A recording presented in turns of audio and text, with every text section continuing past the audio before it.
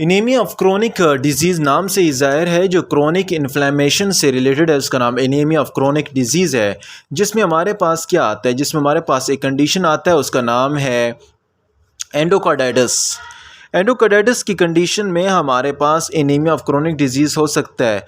Auto immune disease, कुछ ऐसी auto immune बीमारियां हैं जिसकी कंडीशन में हमारे पास लाइक कैंसर की अगर मैं बताऊं तो उसमें हमारे पास ये एनीमिया ऑफ क्रोनिक डिजीज़ हो सकता है।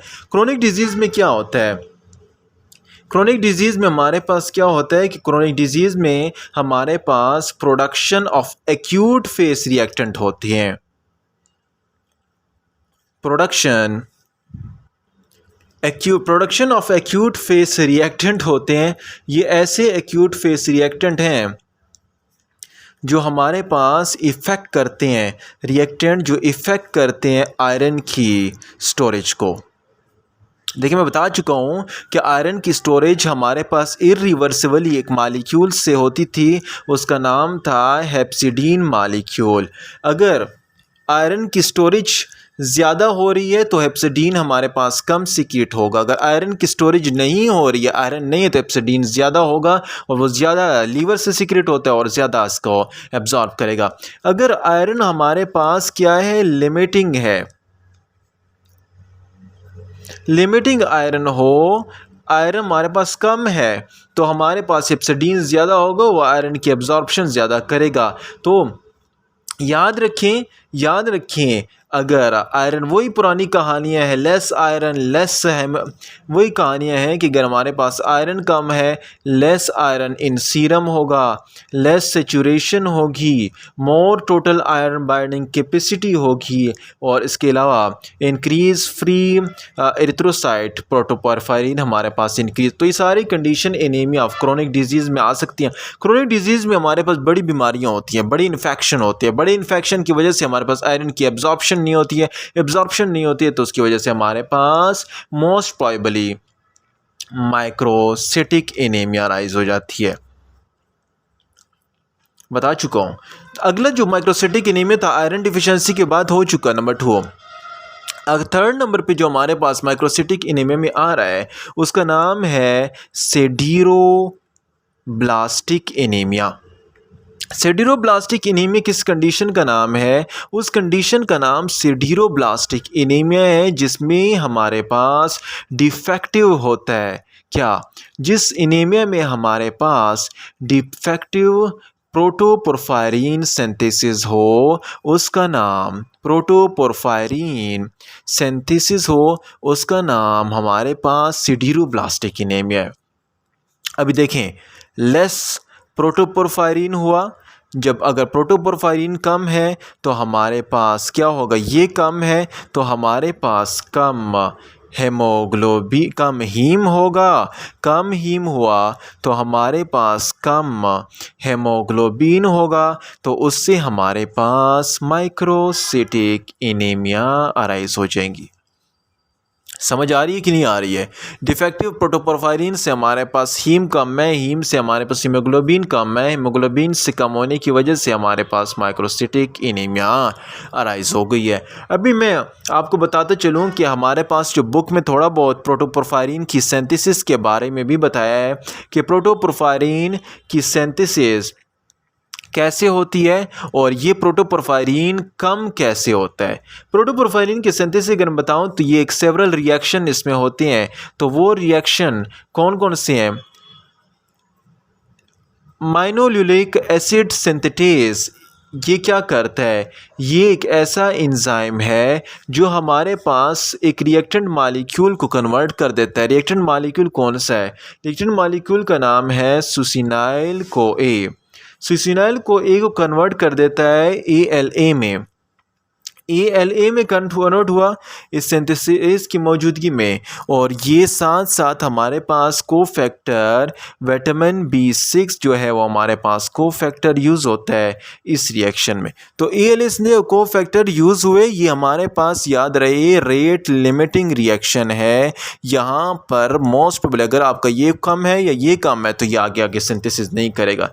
अभी अमाइनो ल्यूनिक एसिड जो ही बना, ये अमाइनो ल्यूनिक एसिड आगे in the presence of dehydrogenase नहीं डीहाइड्रेटेज ALA डीहाइड्रेटेज की मौजूदगी में ये कन्वर्ट हो जाएगा एक मॉलिक्यूल को जिसका नाम है प्रोफोबिलिनोजन में कन्वर्ट हो जाएगा। अभी प्रोफोबिलिनोजन जो है वो हमारे पास आगे बाय द प्रेजेंस ऑफ ये अटैच होगा किसके साथ, ये अटैच होगा आयरन के साथ बाय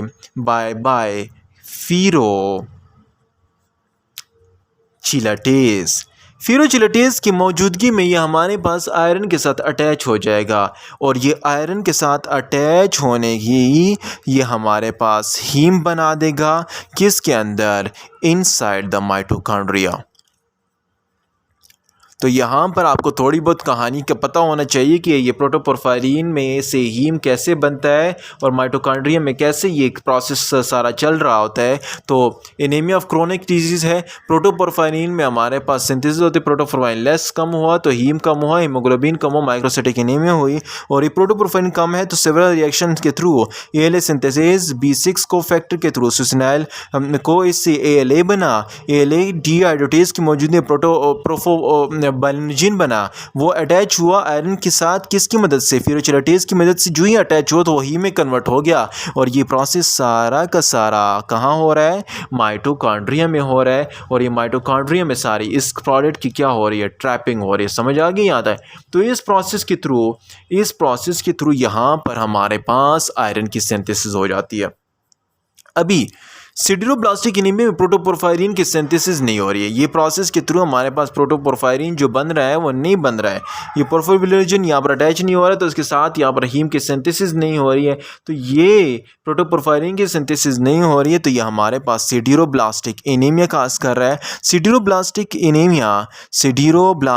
एनीमिया के अगर हम फर्दर देखें तो इस एनीमिया के आगे फर्दर 2 काजेज़ हैं। या तो हमारे पास कंजेनिटल काज की वजह से हो सकता है। कंजेनिटल का मतलब क्या है, कंजेनिटल का मतलब ये जो मैंने आपको रिएक्शन बताया है इसमें डिफेक्ट होगा। कौन सा, इसमें डिफेक्ट होगा, defect in rate limiting reaction. समझ आ रही है कि नहीं। रेट लिमिटिंग रिएक्शन जो है ये हमारे पास ये वाला रिएक्शन जो है ये डिफेक्ट हो रहा है। अभी जो ही इस रिएक्शन में डिफेक्ट हो रहा है तो उसका वो काज कौन सा है, कंजेनिटल है। कुछ काज ऐसे हैं जिसका नाम है एक्वायर्ड काज। एक्वायर्ड काज कौन से, एक्वायर्ड काज उस काज की वजह से है लाइक हमारे पास क्या आता है, सबसे पहले हमारे पास अल्कोहलिज्म आती है। अगर कोई पर्सन ज़्यादा अल्कोहल इंटेक कर रहा है तो वो क्या होगा, उसका माइटोकॉन्ड्रिया जिसमें हमारे पास रिएक्शन है वो ख़त्म हो जाएगा, पॉइजनिंग है। इसके अलावा अगर कोई पर्सन लीड को ज़्यादा इंटेक कर रहा है, लीड पॉइजनिंग की वजह से हमारे पास कोई पर्सन अगर लीड ज़्यादा इंटेक कर रहा है तो वो हमारे पास क्या करता है, इनहिबिट करता है किन एंजाइम को। लीड हमारे पास एंजाइम को इनहिबिट करता है ALA डीहाइड्रोजिनेज को और साथ साथ जो दूसरा है फिरोचिलेटेज को हमारे पास इनहिबिट कर देता है। तीसरा जो है वो मैं आपको बता चुका हूँ जो रेट लिमिटिंग में जो विटामिन B6 है। अगर विटामिन B6 किसी पर्सन में डिफिशिएंट है तो उसमें तो यहाँ पर कंजेनिटल काजेस कौन से हैं, तो रेट लिमिटिंग रिएक्शन की वजह से हुआ। लेकिन एक्वायर्ड में अल्कोहलिज्म, लीड पॉइजन और विटामिन B6 की डिफिशियंसी की वजह से हमारे पास एक्वायर्ड काजेस होता है। तो ये ऑल अबाउट सिडेरोब्लास्टिक एनीमिया की कहानी है। क्रोनिक के बारे में तो मैं बता चुका हूँ कि इन्फ्लेमेशन होता है, एंडोकार्डाइटिस, ऑटोइम्यून डिजीज, कैंसर में जहाँ पर एब्जॉर्प्शन होनी है वो डिस्टर्ब हुआ, एब्जॉर्प्शन डिस्टर्ब हुआ, आयरन कम हुआ, एब्जॉर्प्शन कम हुई, सीरम कम हुआ, एरिथ्रोसाइट प्रोटोपोरफायरिन ज़्यादा और आयरन की वजह से माइक्रोसाइटिक एनीमिया हो जाएगा। लेकिन अगर सिडेरोब्लास्टिक है तो डिफेक्टिव प्रोटोपोरफायरिन, ये सारे माइक्रोसाइटिक एनीमिया में आ रहे हैं। लेस प्रोटोपोरफायरिन, लेस हीमोग्लोबिन और माइक्रोसाइटिक। प्रोटोपोरफायरिन कम क्यों होता है, डिफरेंट, क्योंकि प्रोटोपोरफायरिन के बारे में आपको पता होना चाहिए कि डिफरेंट रिएक्शन के थ्रू आता है। सबसे पहले क्या होता है, सुजनाइल से ALA बनेगा। सुजनाइल को से जब LA बनेगा, ये एक एंजाइम के थ्रू बनता है, उसका नाम है ALA सिंथेटेज, और B6 कोफैक्टर यहाँ पर यूज होता है। अगर ये दोनों डिफिशिएंट हो तो रेट लिमिटिंग काज करते हैं। रेट लिमिटिंग की डिफिशियंसी की वजह से कंजेनिटल काज आता है, B6 की डिफिशियंसी की वजह से एक्वायर्ड काज आता है। और यहाँ पर ALA डीहाइड्रोजिनेज की मदद से ALA प्रोटोबिलोनोजिन और फिर आयरन के साइड है प्रोटोपोरफायरिन, प्रोटोपोरफायरिन के साथ हमारे पास हीम बना देता है, और ये फेरुचिलेटेज की प्रोसेस है। फेरुचिलेटेज भी डिफेक्टिव हो सकता है किन कंडीशन में, अल्कोहलिज्म अगर कोई पर्सन ज़्यादा ले, उसका माइटोकॉन्ड्रिया डैमेज हुआ, लीड पॉइजनिंग की वजह से हमारे पास ALD नहीं फेरुचिलेटेज डिफिशिएंट हुआ, और विटामिन B6 की डिफिशियंसी की वजह से भी हमारा प्रोसेस सारा डिस्टर्ब होता है। तो this was all about sideroblastic anaemia कि सिडेरोब्लास्टिक एनीमिया किसे कहते हैं और anaemia of chronic blood loss किसे कहते हैं। अगला जो टॉपिक ये सारी जो मैंने बता दिए माइक्रोसिटिक एनीमिया में आता है। अगला जो है वो हमारे पास और थर्ड में ये हो गया, और लास्ट में जो फोर्थ वन हमारे पास था जो माइक्रोसिटिक एनीमिया काज कर रहा था, वो आ रहा था थैलेसीमिया। तो नेक्स्ट टॉपिक में नेक्स्ट लेक्चर में हम थैलेसीमिया के बारे में पढ़ते हैं कि थैलेसीमिया कैसे हमारे पास माइक्रोसिटिक एनीमिया काज करते हैं और उसकी टाइप्स क्या है, और फिर नेक्स्ट सीरीज में हम नेक्स्ट लेक्चर में देखते हैं।